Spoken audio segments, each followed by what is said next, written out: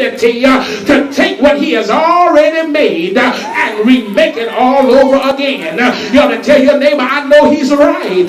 Oh, when you look at this text, this object lesson, he goes down to the potter's house, and not only do we see God as the potter, not only do we see God having a plan, not only does God have the power, but God has the patience. Look at the potter. He works patiently with the clay. He's tenderly molding and reshaping the clay. In the same manner, God patiently works with us, and he allows things to happen to us that will help us in the reshaping process. For some of us to get the message, God has to allow some additional things that happen to us to assist us in the remaking and the reshaping. Some folk have some malicious mindsets and some mean mannerisms that need to be reshaped. And since the creation is worthwhile to the Creator, God keeps us on the wheel a little while longer. It takes all God, it makes a worthwhile project because the God we serve is willing to wait. And I want you to know, my brothers and sisters, we all are worthwhile to God because God's got patience with us. Tell your neighbor, he's got patience with me. Yeah, I ain't afraid to tell her. I know a long time ago I could have been out for the punch, but thanks be unto God, mercy overruled justice. And you can look in here all cute like you want to look, but I stop by to tell you it's been the mercy of God, it's been the patience of God, it's been the long suffering of God that held back the wrath of God. And I want to go on the record and tell you, my brothers and sisters, that we are worthwhile projects, and we are willing, oh God, he's willing to wait on us. Tell your neighbor, he's willing to wait on me. Come on, tell another neighbor he's willing to wait on me. Come on, don't be ashamed. Tell him he's willing to wait on me. I don't know how you feel, but I was like a ship, all tossed and turned far from a peaceful shore, very deeply stained within, sinking to rise no more. But the master of the sea, he heard my despairing crying from the waters. He lifted me now, save. And you ought to tell your neighbor he's patient with me. Yes, since he's patient with me, I ought to be patient with you. Since he's patient with me, I ought to be long-suffering with you. Tell your neighbor he's patient with me. Yeah, I got to call the roll because God is so patient. If I call Abraham, Abraham would tell you, you know what, he's patient because when he made me a promise, even though I took it in my own hands, he still made me the father of many nations. Oh, can I call Moses to the stand?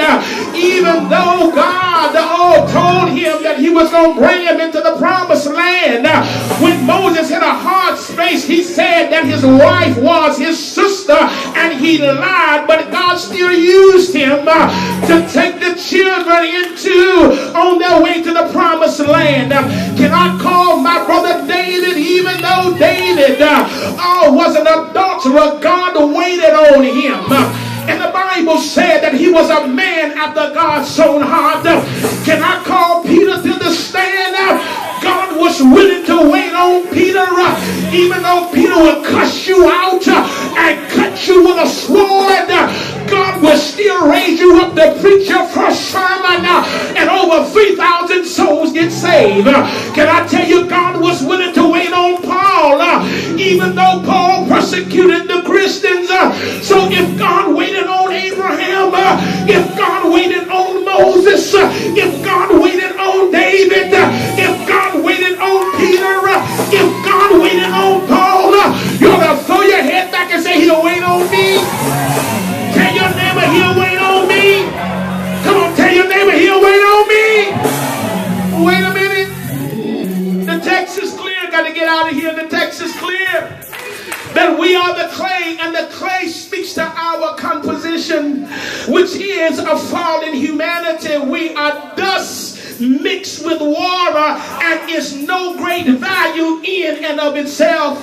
But the greatest quality of the dust, which is the clay and the water, is that the clay will always yield. It yields in the hands of the potter. It becomes now something of great value. All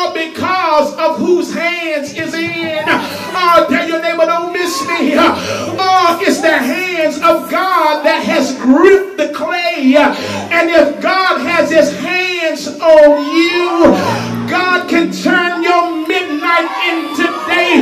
He'll turn your laughter into joy. He'll turn your sorrow into gladness. If God has got his hands on you, I dare you to lay your head back and say, he's got his hands on me. Come on, you ought to tell yourself, he's got his hands on me. Here it is, the clay now is of great value, not in and of itself, but it is of value because of whose hands is on it.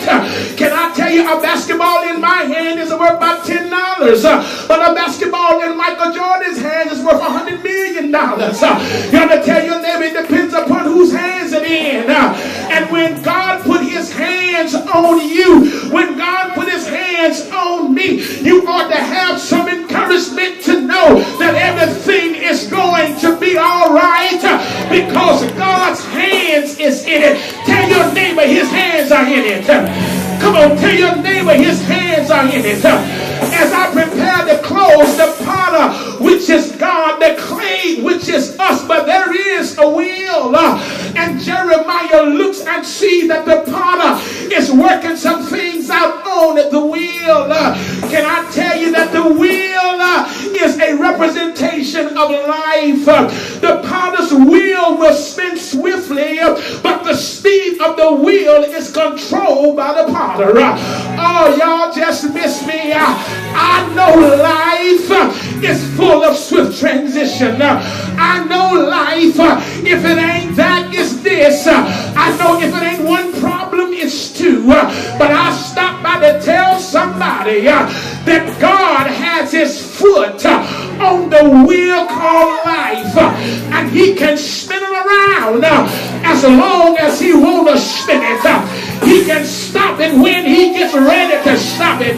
You ought to tell your neighbor his foot is on it. Come on, you ought to tell your neighbor his foot is on it.